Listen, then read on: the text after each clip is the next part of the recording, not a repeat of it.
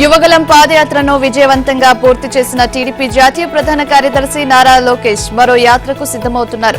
శంఖారావం పేరిట నేటి నుంచి మరో పర్యటనకు సిద్దమవుతున్నారు. యువగలంలో టచ్ చేయని నియోజకవర్గాలను ఆయన కవర్ చేయబోతున్నారు.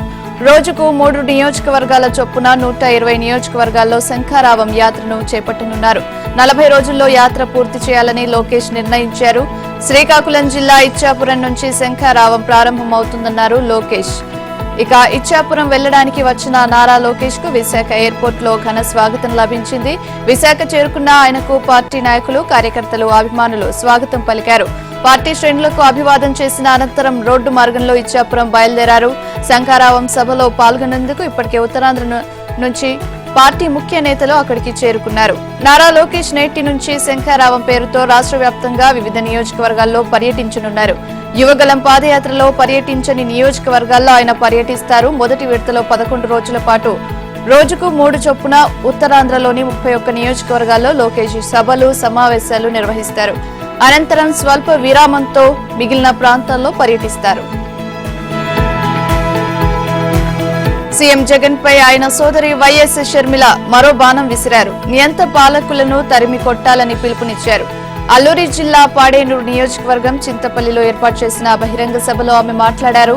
సీఎం జగన్ బీజేపీకి బానిసగా మారారని ఆక్షేపించారు. సింహం, పులి అని చెప్పుకునే జగన్ బీజేపీ ముందు పిల్లిలా మారారని ఎద్దేవా చేశారు. గత 10 ఏళ్లలో కేంద్ర ప్రభుత్వం ఆంధ్రప్రదేశ్ కు ఇచ్చిన ఒక్క హామీని నిలబెట్టుకోలేదన్నారు. వైసీపీ, టీడీపీ 2 బీజేపీ గుప్పిట్లో చిక్కుకున్నాయని విమర్శించారు. రాష్ట్రంలో, కేంద్రంలో కాంగ్రెస్ ప్రభుత్వం వస్తేనే ప్రత్యేక హోదా, రాజధాని, పోలవరం ప్రాజెక్టు నిర్మాణం పూర్తవుతుందన్నారు.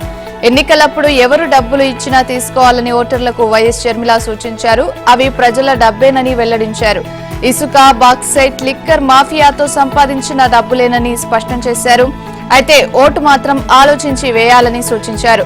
అల్లూరి సీతారామరాజు బ్రిటిష్ పాలకులను ఎలా తరిమి కొట్టారో నియంత పాలకులను అలా తరిమి కొట్టాలని షర్మిల పిలుపునిచ్చారు.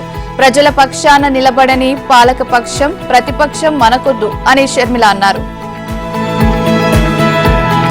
సీఎం జగన్ పై ఎంపీ రఘురామకృష్ణరాజు ఘాటు వ్యాఖ్యలు చేశారు. ఢిల్లీలో సీఎం జగన్ కు దారుణ పరాభవం జరిగిందని వెల్లడించారు.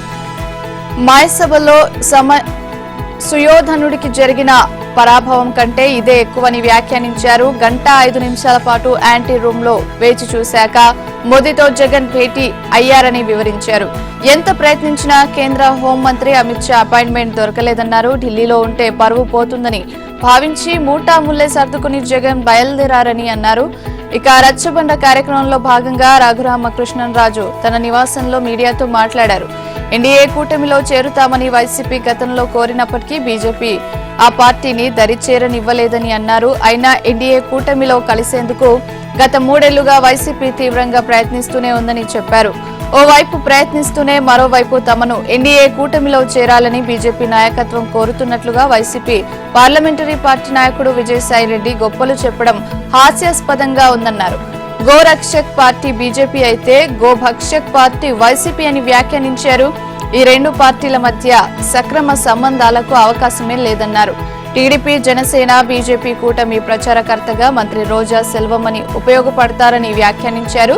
జగన్ తీరుతో ఆయన 2 చెల్లెళ్లు రోడ్డున పడ్డారని విమర్శించారు. చలనచిత్ర సీనియర్ నటుడు, నిర్మాత మురళీమోహన్ ను పలువురు అభినందనలతో ముంచెత్తారు. సినీ రాజకీయ రంగంలో మురళీమోహన్ రారాజు అని టీడీపీ అధినేత చంద్రబాబు పేర్కొన్నారు. యువతరానికి ఆయన స్ఫూర్తిదాత అన్నారు. సినిమా రంగంలో 50 ఏళ్లు పూర్తి చేసుకోవడం చిన్న విషయం కాదన్నారు. అలాంటి ఘనత సాధించిన అరుదైన వ్యక్తి మురళీమోహన్ అని పేర్కొన్నారు. హైదరాబాద్ లోని శిల్పకళా వేదికలో ప్రముఖ సినీ నటుడు, నిర్మాత మురళీమోహన్ 50 ఏళ్ల సినీ ప్రస్థాన అభినందన సభ జరిగింది. ఈ సందర్భంగా చంద్రబాబు మాట్లాడారు.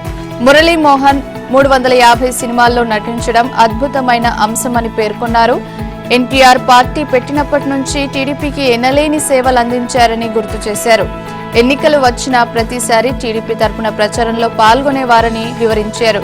ఆయన లేకుండా ఎన్నికలు లేవన్నారు. అది మురళీమోహన్ ప్రత్యేకత అని చంద్రబాబు అన్నారు. ఇక క్రమశిక్షణ తప్పని నటుడు మురళీమోహన్ అని మాజీ ఉపరాష్ట్రపతి ఎం వెంకయ్య నాయుడు ప్రశంసించారు. మురళీమోహన్ సినీ జీవిత స్వర్ణోత్సవంలో పాల్గొనడం తనకెంతో సంతోషంగా ఉందన్నారు.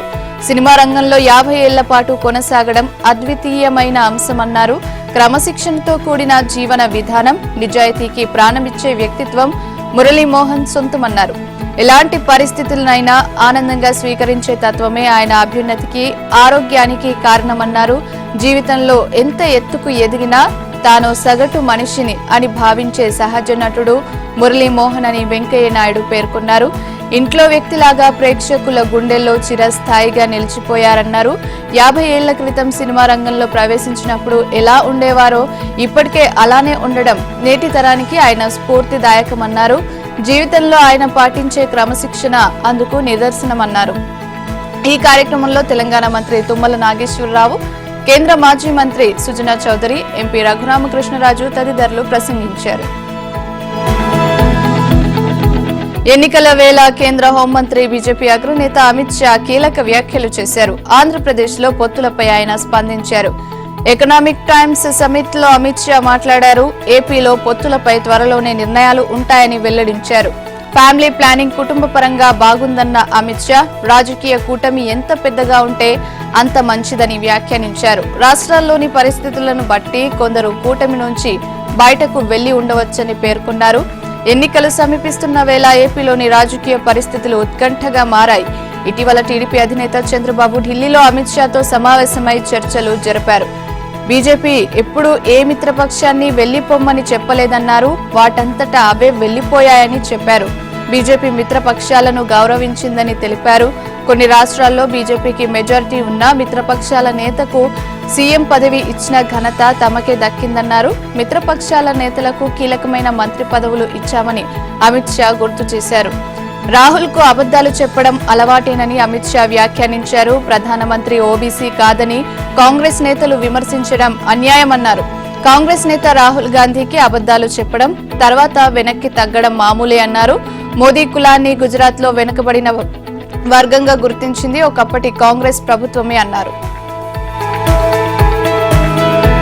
సినీ నటి రోజాపై జనసేన నాయకుడు సినీ నటుడు పృథ్వీరాజ్ సెటైర్లు వేశారు. రోజాను ఉద్దేశించి పరోక్ష వ్యాఖ్యలు చేశారు. డైమండ్ రాణిపై చాలా అవినీతి ఆరోపణలు ఉన్నాయని ధ్వజమెత్తారు. టీడీపీ జనసేన కూటమి అధికారంలోకి వచ్చాక విచారణ చేయిస్తామన్నారు. టీడీపీ జనసేన కూటమి 136 అసెంబ్లీ, 21 ఎంపీ స్థానాల్లో విజయం సాధిస్తుందని పృథ్వీరాజ్ ధీమా వ్యక్తం చేశారు. నంద్యాలలో జనసేన కోసం మెగా సైన్యం కార్యక్రమాన్ని నిర్వహించారు. జనసేన నాయకులు విశ్వనాథ్, సుధాకర్ అధ్యక్షతన ఈ కార్యక్రమాన్ని నిర్వహించారు. అఖిల భారత చిరంజీవి అభిమానుల సంఘం అధ్యక్షుడు స్వామినాయుడు, టీడీపీ నేతలు మల్లెల రాజశేఖర్, ఎన్ఎండి ఫరూక్, తులసిరెడ్డి, ఏవి సుబ్బారెడ్డిలు పాల్గొన్నారు. అంతకుముందు పట్టణంలో ద్విచక్ర వాహనాలతో భారీ ర్యాలీ నిర్వహించారు. ఈ సందర్భంగా పృథ్వీరాజ్ మాట్లాడుతూ పోలవరం గేట్ల గురించి తెలియని అంబటి రాంబాబుకు ఈసారి టికెట్ లేదన్నారు. 360 కిలోమీటర్లు పాదయాత్ర చేసిన చెల్లికి, తల్లికి న్యాయం చేయలేదని జగన్ రాష్ట్రానికి ఏం న్యాయం చేస్తాడని ప్రశ్నించారు. నా బీసీలు, నా మైనార్టీలు, నా ఎస్సీలు అని పలికిన జగన్ వారికి ఉన్న 26 పథకాలు తీసేశారన్నారు. శ్రీకాకుళం నుంచి శ్రీకాళహస్తి వరకు ఎవరిని కదిపినా వైసీపీ పాలనపై అసంతృప్తి వ్యక్తం చేస్తారని చెప్పారు. అరాచక పాలనకు ముగింపు ఎప్పుడని జనం ఎదురు చూస్తున్నారని పృథ్వీరాజ్ చెప్పారు. ఆర్టీసీని ఆర్థికంగా బలోపేతం చేసే ఉద్దేశంతోనే మహాలక్ష్మి పథకాన్ని తీసుకొచ్చినట్టు సీఎం రేవంత్ రెడ్డి వెల్లడించారు. మహాలక్ష్మి పథకంతో రోజుకు ప్రభుత్వంపై 13 కోట్లు, ప్రతి నెల 300 కోట్ల భారం పడినా వెనకడుగు వేసేది లేదన్నారు. టీఎస్ఆర్టీసీ కొత్తగా అందుబాటులోకి తెచ్చిన 100 ఆర్టీసీ బస్సులను ట్యాంక్ బండ్ పై సీఎం ప్రారంభించారు. సమ్మక్క సారలమ్మ జాతరకు వెళ్లే మహిళలకు ఆర్టీసీ బస్సుల్లో ఉచిత ప్రయాణ సౌకర్యాన్ని కల్పిస్తున్నామన్నారు. ప్రభుత్వ హామీని తొలిసారి అమలు చేసింది ఆర్టీసీ కార్మికులేనని సీఎం రేవంత్ రెడ్డి పేర్కొన్నారు. తెలంగాణ ఉద్యమంలో ఆర్టీసీ కార్మికులది కీలక పాత్ర అని కొనియాడారు. సమస్యల పరిష్కారం కోసం ఆందోళన చేసిన కార్మికుల్లో 36 మంది చనిపోయారని సీఎం రేవంత్ విచారం వ్యక్తం చేశారు. సమ్మెకు దిగారని, ఆర్టీసీ కార్మిక సంఘాలను నాటి సీఎం రద్దు చేశారని గుర్తు చేశారు. 6 గ్యారంటీలు సహా అన్ని రంగాలకు తెలంగాణ ప్రభుత్వం పెద్దపీట వేసింది. తాజా బడ్జెట్ తో తెలంగాణ ప్రగతికి నిచ్చెనలు వేసింది. తక్కువ ఖర్చుతో ఎక్కువ సాగు విస్తీర్ణం అందించాలని నిర్ణయించింది. అందుకోసం నీటిపారుదలకు అధిక కేటాయింపులు చేశారు. విద్య, వైద్యం సహా ఎస్సీ, ఎస్టీ, మైనార్టీ, బీసీ సంక్షేమానికి ప్రాధాన్యం ఇచ్చారు. ఐటీ, పారిశ్రామిక రంగాలు రాష్ట్రంలోని అన్ని ప్రాంతాలకు విస్తరించేలా ప్రణాళికలు సిద్ధం చేశామని ఆర్థిక శాఖ మంత్రి భట్టి విక్రమార్క తెలిపారు. తెలంగాణలో 2024-25 ఆర్థిక సంవత్సరానికి కాంగ్రెస్ ప్రభుత్వం బడ్జెట్ను రూపొందించింది. 2,75,891 కోట్ల అంచనాలతో ఓటాన్ అకౌంట్ బడ్జెట్ను అసెంబ్లీలో ఆర్థిక మంత్రి భట్టి విక్రమార్క ప్రవేశపెట్టారు. 2,01,178 కోట్ల రెవెన్యూ వ్యయం, 29,669 కోట్ల మూలధన వ్యయంతో కొత్త ప్రభుత్వ తొలి పద్దును ప్రతిపాదించింది. మార్పు కోరుతూ తెలంగాణ ప్రజలు స్వేచ్ఛను సాధించుకున్నారని భట్టి పేర్కొన్నారు. వారికి మనస్ఫూర్తిగా కృతజ్ఞతలు చెబుతున్నట్లు బడ్జెట్ ప్రసంగంలో భట్టి తెలిపారు. సామాజిక, ఆర్థిక, రాజకీయ న్యాయాన్ని అందించే స్ఫూర్తితో బడ్జెట్ను ప్రతిపాదించినట్టు వివరించారు. గత ప్రభుత్వ పథకాలు గొప్ప, అమలుకు దిబ్బ అన్నట్టుగా వ్యవహరించారని విమర్శించారు. గత పాలకుల నిర్వాకంతో ధనిక రాష్ట్రం ఆర్థికంగా కుదేలైందన్నారు. గత ప్రభుత్వ అప్పులను అధిగమించి అభివృద్ధి పరంగా ముందుకు సాగుతామన్నారు. ఇంజెక్షన్ వికటించి 7 చిన్నారులు అస్వస్థతకు గురయ్యారు. కృష్ణా జిల్లా మచిలీపట్నంలోని సర్వజన ప్రభుత్వ ఆసుపత్రి పిల్లల విభాగంలో ఈ ఘటన చోటు చేసుకుంది. పిల్లల విభాగంలో మొత్తం 15 మందికి చికిత్సలు చేశారు. రోజు మాదిరిగానే చిన్నారులకు తాజాగా ఇంజెక్షన్ చేశారు. అరగంట తర్వాత చిన్నారులకు చలి జ్వరం రావడంతో వైద్యులు అప్రమత్తమయ్యారు. వారిలో 7 ఐసీయూకు తరలించారు. వారికి ప్రత్యేక వైద్యం అందిస్తున్నారు. ప్రస్తుతం అందరి పరిస్థితి నిలకడగానే ఉందని వైద్యులు తెలిపారు. చిన్నారుల అస్వస్థతపై టీడీపీ నేత కొల్లు రవీంద్ర స్పందించారు. జగన్ ప్రభుత్వం చిన్నారుల ప్రాణాలతో చెలగాటమాడుతుందని మండిపడ్డారు. కమిషన్లకు ఆశపడి నాసిరకం మందులు పంపిణీ చేస్తున్నారని దుయ్యబట్టారు. నాసిరకం మందులతోనే చిన్నారులు అస్వస్థతకు గురయ్యారని ఆరోపించారు. అస్వస్థతకు గురైన చిన్నారులను మాజీ మంత్రి టీడీపీ నేత కొల్లు రవీంద్ర, మాజీ ఎంపీ కొనకల్ల నారాయణరావు పరామర్శించారు. పిల్లల ఆరోగ్య పరిస్థితి గురించి వైద్యులను అడిగి తెలుసుకున్నారు. పిల్లల అస్వస్థతకు గల కారణాలను తల్లిదండ్రులను అడిగి తెలుసుకున్నారు. కాంగ్రెస్ ప్రభుత్వం రూపొందించిన తెలంగాణ రాష్ట్ర బడ్జెట్ పై బీఆర్ఎస్ భగ్గుమంది. రైతులకు కాంగ్రెస్ ప్రభుత్వం మొండి చేయి చూపించిందని ఎమ్మెల్యే, మాజీ మంత్రి హరీష్ రావు ధ్వజమెత్తారు. బడ్జెట్ లో నిధులు కేటాయించకుండా పథకాలు ఎలా అమలు చేస్తారని హరీష్ రావు ప్రశ్నించారు. రాష్ట్ర ఆర్థిక మంత్రి ప్రవేశపెట్టిన బడ్జెట్ పై ఆయన స్పందించారు. రైతులకు తగిన నిధులు కేటాయించకుండా పంటల బీమా, మద్దతు ధర, రైతు భరోసా ఎలా అమలు చేస్తారని ప్రశ్నించారు. ఎన్నికల సమయంలోనూ అసెంబ్లీలోనూ కాంగ్రెస్ అబద్దాలే చెబుతోందని మండిపడ్డారు. రైతులకు ఇచ్చిన హామీలు నెరవేర్చాలంటే 82,000 కోట్లు కావాలని ఆయన అంచనా వేశారు. బడ్జెట్లో 16,000 కోట్లు కేటాయిస్తే ఏ మూలకు సరిపోతాయని ప్రశ్నించారు. తెలంగాణ బడ్జెట్లో పసలేదని బీఆర్ఎస్ ఎమ్మెల్సీ కల్వకుంట్ల కవిత వ్యాఖ్యానించారు. కాంగ్రెస్ ప్రభుత్వం పాత పథకాలకు పేర్లను మార్చుకోవడం తప్ప కొత్తగా చేసిందేమీ లేదన్నారు. సంక్షేమ పథకాలకు బడ్జెట్లో నిధులు కేటాయించలేదని మండిపడ్డారు. కాంగ్రెస్ ప్రభుత్వం కొత్త పేర్లు పెడతామనడం తప్ప ప్రగతి గేర్లను మార్చడం లేదన్నారు. ఎన్నికలు సమీపిస్తున్న వేళ జనసేన అధినేత పవన్ కళ్యాణ్ కీలక వ్యాఖ్యలు చేశారు. జనహితమే తమ అభిమతమని పేర్కొన్నారు. జనహితం కోసం, రాష్ట్ర సమగ్రాభివృద్ధి కోసం జనసేన ప్రాధాన్యం ఇస్తుందని స్పష్టం చేశారు. రాష్ట్ర ప్రయోజనాల్ని దృష్టిలో ఉంచుకుని పొత్తుల దిశగా ముందుకు వెళ్తామన్నారు. ప్రస్తుతం పొత్తులకు సంబంధించి చర్చలు కొనసాగుతున్నాయని వివరించారు. ఈ దశలో పార్టీ నాయకులు భావోద్వేగాలతో ఎలాంటి వ్యాఖ్యలు చేయవద్దని హితవు పలికారు. జనసేన విధానాలకు భిన్నమైన అభిప్రాయాలు ప్రచారం చేయవద్దని కోరారు. ఇటువంటి ప్రకటనలతో రాష్ట్ర ప్రయోజనాలకు విఘాతం కలిగించిన వారవుతారని స్పష్టం చేశారు. తెలంగాణలో రైతు బంధును అర్హులకి అందిస్తామని సీఎం రేవంత్ రెడ్డి స్పష్టం చేశారు. వ్యవసాయం చేసే రైతులకు మాత్రమే పెట్టుబడి సహాయం అందిస్తామని ప్రకటించారు. గత ప్రభుత్వంలో జరిగిన అవినీతిపై అన్ని విధాల విచారణ చేపడతామని అన్నారు. తెలంగాణ అసెంబ్లీ బడ్జెట్ సమావేశాల అనంతరం సీఎం రేవంత్ రెడ్డి మీడియాతో చిట్చాట్ చేశారు. ఈ సందర్భంగా గత ప్రభుత్వ విధానాలను తూర్పారబట్టారు. అబద్దాల ప్రాతిపదికన బడ్జెట్ పెట్టదలుచుకోలేదన్నారు. వాస్తవాలకు దగ్గరగా బడ్జెట్ను రూపొందించామన్నారు. అబద్దాలు చెబితే దాన్ని కప్పిపుచ్చుకోవడానికి ముప్పు తిప్పలు పడాలని చెప్పారు. 10 ఏళ్లు సీఎం చేసిన కేసీఆర్ బడ్జెట్ అంచనా వేయడం రాలేదని విమర్శించారు. వాస్తవాలకు అనుగుణంగా బడ్జెట్ ప్రిపేర్ చేసిన బట్టి విక్రమార్కను రేవంత్ అభినందించారు. రైతు రుణమాఫీ చేస్తామని పునరుద్ఘాటించారు. మిత్తి కట్టలేకనే రైతులు అవమానంతో ఆత్మహత్యలు చేసుకుంటున్నారని విచారం వ్యక్తం చేశారు. రుణమాఫీని బరాబర్ రద్దు చేస్తామన్నారు. కమిషన్ల కోసం టెండర్లు పిలిచే కక్కుర్తి గుణం కాంగ్రెస్ కు లేదన్నారు. కేంద్ర ప్రభుత్వం నుంచి రావాల్సిన నిధులను తప్పకుండా రాబడతామన్నారు సీఎం రేవంత్. అసెంబ్లీ ప్రొసీజర్ అంతా స్పీకర్ చూస్తారని చెప్పారు. ఎమ్మెల్సీలకు క్షమాపణ చెప్పే అంశం సభ అధికారులు చూసుకుంటారని తెలిపారు.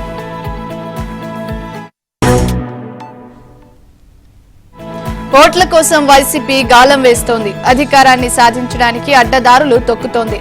ఎక్కడైనా ఓటేస్తే డబ్బులు ఇస్తారు, కానీ ఇక్కడ మాత్రం ఓటింగ్ కు హాజరు కాకపోతే డబ్బులు ఇస్తామని వైసీపీ ప్రచారం చేస్తోంది. అంతేకాదు, గోవా ట్రిప్ 2 కోట్ల నగదును ఆఫర్ చేస్తున్నారు. ఇదంతా రాజ్యసభ ఎన్నికల కోసమేనని ప్రచారం చేస్తోంది. రాజ్యసభ సీట్లను కైవసం చేసుకోవడానికి వైసీపీ వ్యూహాత్మకంగా ముందుకు సాగుతోంది.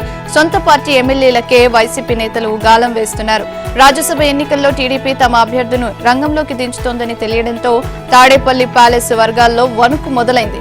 రాజ్యసభ ఎన్నికల వేడి ఏపీలో పీక్ స్టేజ్ కి చేరింది. టీడీపీ నామినేషన్ పత్రాలు కొనుగోలు చేయడంతో పాటు 10 మంది ఎమ్మెల్యేలతో ప్రతిపాదన సంతకాలు చేయించింది. దీంతో అధికార వైసీపీ శిబిరంలో ఆందోళన తీవ్రమైంది. అందుకే గత 2 రోజులుగా తాడేపల్లి ప్యాలెస్ లో ఎడతెగని మంతనాలు జరుగుతున్నాయి. ఇప్పటికే 6 జాబితాల్లో 75 మంది ఎమ్మెల్యే, ఎంపీ అభ్యర్థులను వైసీపీ ప్రకటించింది. ఇందులో 61 మంది ఎమ్మెల్యే అభ్యర్థులు కాగా మిగతా 14 మంది ఎంపీ అభ్యర్థులు. ఎమ్మెల్యేల్లో 32 మందికి టికెట్లు నిరాకరించారు. వీరంతా హైకమాండ్ పై మండిపడుతున్నారు. మరికొందరు సైకిల్ ఎక్కడానికి రెడీ అవుతున్నారు. మెజార్టీ ఎమ్మెల్యేలు టీడీపీతో టచ్ లో ఉన్నారు. తాజాగా తనకి సన్నిహితంగా ఉండే 2 ఎమ్మెల్యేలను జగన్ ప్యాలెస్ కు పిలిపించి మాట్లాడారు. వైసీపీలో టికెట్లు రాని 23 మంది అసంతృప్తి ఎమ్మెల్యేలను టచ్ చేశారు. వీరిలో కొంతమందిని జగన్ తో కూడా మాట్లాడించారు. జనసేన అధినేత పవన్ కళ్యాణ్ కీలక నిర్ణయం తీసుకున్నారు. ఉభయ గోదావరి జిల్లాల పర్యటనకు సిద్ధమయ్యారు. ఇప్పటికే ఏపీలోని పార్టీల అధినేతలంతా ప్రజాక్షేత్రంలో విస్తృతంగా పర్యటిస్తున్నారు. ఈ నేపథ్యంలో జనసేనాని సైతం రంగంలోకి దిగారు. అయితే పవన్ కళ్యాణ్ ఎన్నికల ప్రచారంలో మాత్రం జనసేన 3 అంచెల వ్యూహాన్ని అనుసరించాలని నిర్ణయించారు. తొలి దశలో భాగంగా ఈ నెల 14 నుంచి 17 వరకు ఉభయ గోదావరి జిల్లాలలో పవన్ పర్యటిస్తారు. తొలి రోజు భీమవరంలో పవన్ పర్యటిస్తారు. ఆ తర్వాత అమలాపురం, కాకినాడ, రాజమండ్రిలలో జరిగే సమావేశాలకు హాజరవుతారు. ఈ పర్యటనలో భాగంగా పార్టీ ముఖ్య నాయకులు, స్థానికంగా ఉన్న క్రియాశీలక కార్యకర్తలు, ప్రముఖులతో పవన్ కళ్యాణ్ భేటీ అవుతారు. టీడీపీ నాయకులతో భేటీ కానున్న జనసేనాని వచ్చే ఎన్నికల్లో సమన్వయంతో ఎలా ముందుకెళ్లాలనే దానిపై చర్చిస్తారు. నియోజకవర్గాల స్థాయిలో ఇరు పార్టీల నాయకులు, శ్రేణుల మధ్య సహృద్భావ వాతావరణం ఏర్పాటు, పొత్తు ఫలితాల లక్ష్యంగా భేటీలు జరుగుతాయనేది జనసేన తెలిపింది. ఎన్నికల్లో నెగ్గడానికి వైసీపీ వ్యూహాత్మకంగా వ్యవహరిస్తోంది. సోషల్ మీడియా స్థానంలో వాలంటీర్లను ఏర్పాటు చేస్తుంది. ఓట్ల కోసం వారిని ఉపయోగించుకుని ఎత్తుకు పై ఎత్తులు వేస్తోంది. ఓటర్లను ప్రభావితం చేయడానికి వారిని వినియోగించాలని భావిస్తోంది. వైసీపీ కార్యకర్తలుగా వ్యవహరించాలని ఇప్పటికే వాలంటీర్లకు పార్టీ నేతలు సూచించారు. అవసరమైతే వేతనాన్ని 3 రెట్లు పెంచి పార్టీ ద్వారా ఇప్పిస్తానని వైసీపీ నేతలు బుజ్జగిస్తున్నారు. సోషల్ మీడియా ప్రభావంతో గత ఎన్నికల్లో చాలా చోట్ల ఫలితాలు తారుమారయ్యాయని వైసీపీ అంచనా వేసింది. అందుకే వాలంటీర్లను రంగంలోకి దించింది. అయితే వారు ప్రభుత్వం నుంచి గౌరవ వేతనం పొందితే ఎన్నికల కోడ్ నాటికి ఈసీ పరిధిలోకి వెళ్లిపోనున్నారు. ఈ సమస్యను ముందుగానే పసిగట్టిన వైసీపీ వారి సేవలను వినియోగించుకోవడానికి సంప్రదింపులు జరుపుతోంది. ఒకవేళ వాలంటీర్లను మూకుమ్మడిగా తొలగిస్తే వారికి భారీ ప్యాకేజ్ ఇవ్వాలని వైసీపీ నిర్ణయించింది. పూర్తి స్థాయి వైసీపీ కార్యకర్తలుగా మారితే 3 రెట్ల వేతనం ఇవ్వడానికి వైసీపీ సిద్ధమవుతోంది. ఇప్పటికే ఆఫర్ ప్రకటించింది. కాంగ్రెస్ పై బీఆర్ఎస్ వర్కింగ్ ప్రెసిడెంట్ కేటీఆర్ ఘాటు వ్యాఖ్యలు చేశారు. కాంగ్రెస్ పార్టీ ఇంకా ప్రతిపక్షమే అనే భ్రమలో ఉందని ఎద్దేవా చేశారు. జీహెచ్ఎంసీ కార్పొరేటర్లతో తెలంగాణ భవన్ లో ఆయన సమావేశమయ్యారు. రాష్ట్ర ప్రభుత్వం బడ్జెట్ లో 420 హామీలకు కేవలం 57,000 కోట్లు మాత్రమే కేటాయించిందని ఆక్షేపించారు. మహాలక్ష్మి పథకానికి 50,000 కోట్లకు పైగా ఖర్చవుతుందన్నారు. మిగతా వాటికి ఎక్కడి నుంచి నిధులు తీసుకొస్తారని కేటీఆర్ ప్రశ్నించారు. రైతు బంధు, రైతు బీమా వంటి వాటికి బడ్జెట్ లో నిధులు కేటాయించలేదని మండిపడ్డారు. నగర పరిధిలో అసెంబ్లీ స్థానాలు క్లీన్ స్వీప్ చేసేందుకు కష్టపడిన నాయకులు, కార్యకర్తలకు కేటీఆర్ ధన్యవాదాలు తెలిపారు. రాజకీయ దురుద్దేశంతోనే కాంగ్రెస్ పార్టీ హైదరాబాద్ అభివృద్ధిని అడ్డుకుంటోందని మండిపడ్డారు. మేడిగడ్డ గురించి తమకు పూర్తి అవగాహన ఉందన్నారు. కాంగ్రెస్ వాళ్లే మిడిమిడి జ్ఞానంతో మాట్లాడుతున్నారని కేటీఆర్ ధ్వజమెత్తారు. అందుకే మేడిగడ్డను సందర్శిస్తున్నారని ఆయన ఆక్షేపించారు. సీఎంను కలిసింది పార్టీ మారేందుకు కాదని మేయర్ గద్వాల విజయలక్ష్మి స్పష్టం చేశారు. పార్టీ మారే ఆలోచనలో ఏ కార్పొరేటర్ లేరని వివరణ ఇచ్చారు. సీఎం రేవంత్ పై కేటీఆర్ ఘాటు వ్యాఖ్యలు చేశారు. తెలంగాణ రాష్ట్రాన్ని నడుపుతున్నది ఓటుకు నోటుతో పట్టుబడిన ఓ వ్యక్తి అని విమర్శించారు. ఆయనకు క్రిమినల్ ఆలోచనలు ఉన్నాయని దుయ్యబట్టారు. బీజేపీ రాష్ట్ర అధ్యక్షుడు కేంద్ర మంత్రి కిషన్ రెడ్డి కీలక వ్యాఖ్యలు చేశారు. కేసీఆర్ పాలన అంకెల గారడి అయితే కాంగ్రెస్ పాలన మాటల గారడి అని అన్నారు. తెలంగాణ ప్రభుత్వ బడ్జెట్ పై ఆయన స్పందించారు. గత ప్రభుత్వాన్ని తిట్టడానికే ఎక్కువ పేజీలు కేటాయించారు తప్ప కాంగ్రెస్ ఇచ్చిన ఎన్నికల వాగ్దానాల గురించి ఏమీ చెప్పలేదన్నారు.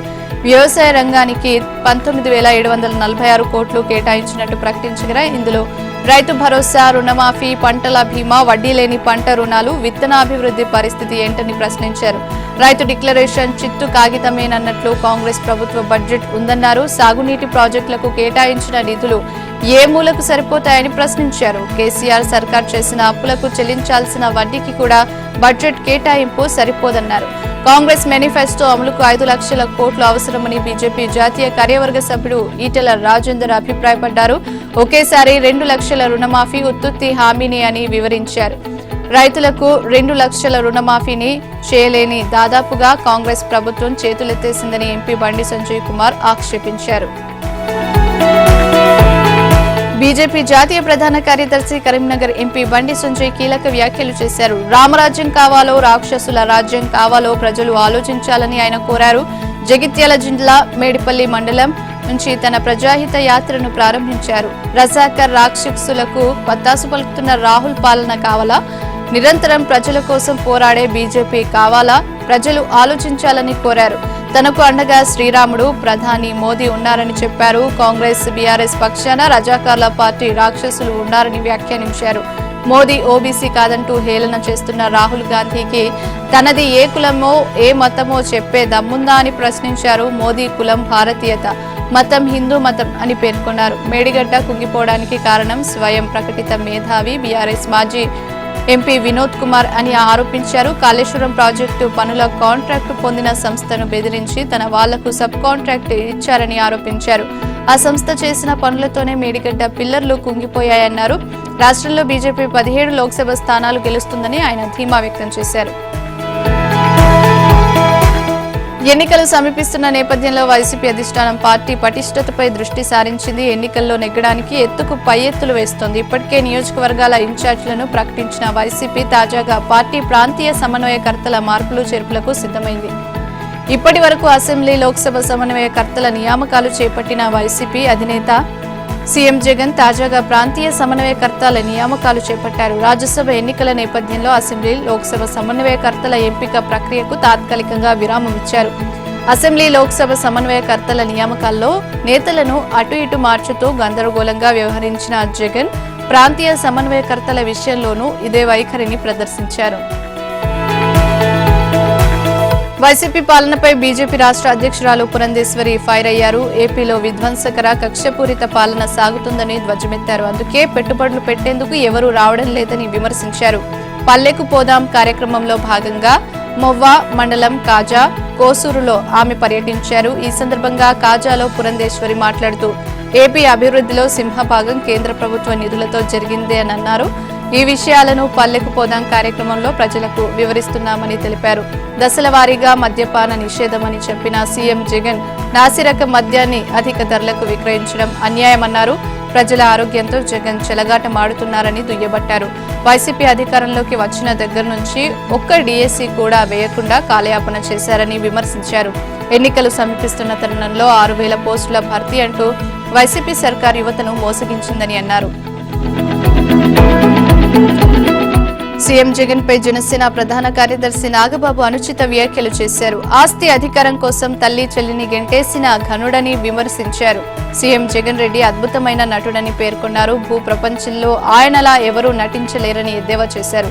అనకాపల్లిలో జనసేన నాయకులు, కార్యకర్తలతో సమావేశమైన నాగబాబు సీఎం జగన్ ను కడిగి పారేశారు. ఆస్తి అధికారం కోసం సొంత తల్లిని చెల్లిని గెంటేసిన స్వార్థపరుడు జగన్ అని ధ్వజమెత్తారు. 1,00,000 కోట్లు దోచేసి జైలు జీవితాన్ని అనుభవించిన వ్యక్తి అమాయకంగా నటించడం హాస్యాస్పదంగా ఉందన్నారు. తండ్రి పేరు చెప్పుకుని అధికారంలోకి వచ్చాక ఆయన ఫోటోను కూడా పక్కన పెట్టేశాడని విమర్శించారు. మహబూబ్ నగర్ మున్సిపల్ శాఖలో ఓ అవినీతి చేప ఏసీబీ అధికారులకు చిక్కింది. మున్సిపల్ ఏఈ పృథ్వీ 50,000 లంచం తీసుకుంటూ ఏసీబీ అధికారులకు చిక్కాడు. బిల్లులను మంజూరు చేసేందుకు కాంట్రాక్టర్ యాదయ్యను 70,000 డిమాండ్ చేశాడు. ఏఈ పృథ్వీ లంచం ఇవ్వడం ఇష్టం లేని కాంట్రాక్టర్ యాదయ్య ఏసీబీని ఆశ్రయించారు. దీంతో ఏసీబీ అధికారులు వలపన్ని కాంట్రాక్టర్ నుంచి లంచం తీసుకుంటుండగా రెడ్ హ్యాండెడ్ గా పట్టుకున్నారు. నిందితుడిని నాంపల్లి ఏసీబీ కోర్టులో హాజరుపరుస్తామని ఏసీబీ డీఎస్పీ కృష్ణగౌడ్ తెలిపారు. నెల్లూరు జిల్లా వైసీపీలో లుకలుకలు బయటపడ్డాయి. అంతర్గతంగా ఉన్న వర్గ విభేదాలు ఒక్కసారిగా భగ్గుమన్నాయి. జొన్నవాడ మల్లికార్జున స్వామి ఆలయ చైర్మన్ పదవిపై గందరగోళం నెలకొనడంతో ఈ విభేదాలు వీధికెక్కాయి. కోవూరు నియోజకవర్గం బుచ్చిరెడ్డిపాలెం మండలంలోని జొన్నవాడ మల్లికార్జున స్వామి ఆలయ చైర్మన్ పదవిపై గందరగోళం నెలకొంది. ప్రస్తుతం చైర్మన్ గా ఉన్న పుట్టా సుబ్రహ్మణ్యం నాయుడు పదవీ కాలం పూర్తి కావడంతో పదవి నుంచి వైదొలిగారు. ఈ పదవిని బుచ్చిరెడ్డిపాలెం వైసీపీ నాయకులు ఆశించారు. ఈ క్రమంలోనే ఇందుకూరుపేట మండల వైసీపీ కన్వీనర్ గా ఉన్న మావూడూరు శ్రీనివాసరెడ్డి చేత కొంతమంది ట్రస్ట్ మెంబర్లు రహస్యంగా ప్రమాణ స్వీకారం చేయించారు. ఆలయ చైర్మన్ పదవిని తమకు కాకుండా వేరే మండలం వ్యక్తికి ఇవ్వడంపై బుచ్చిరెడ్డిపాలెం వైసీపీ నాయకులు అసంతృప్తి వ్యక్తం చేశారు. అండర్-19 ప్రపంచ కప్ లో అంతిమ సమరానికి వేలైంది. అద్భుతమైన ఆటతో ఫైనల్ కు చేరిన భారత్ ఇవాళ తుది పోరులో ఆస్ట్రేలియాను ఢీకొట్టడానికి సిద్ధమవుతోంది. ఆరోసారి విజేతగా నిలవాలనే లక్ష్యంతో ముందుకు సాగుతోంది. ఫైనల్ చేరే క్రమంలో మన కుర్రాళ్లు అత్యుత్తమ ఆట తీరుతో పాటు గొప్ప పోరాట పటిమను ప్రదర్శించారు.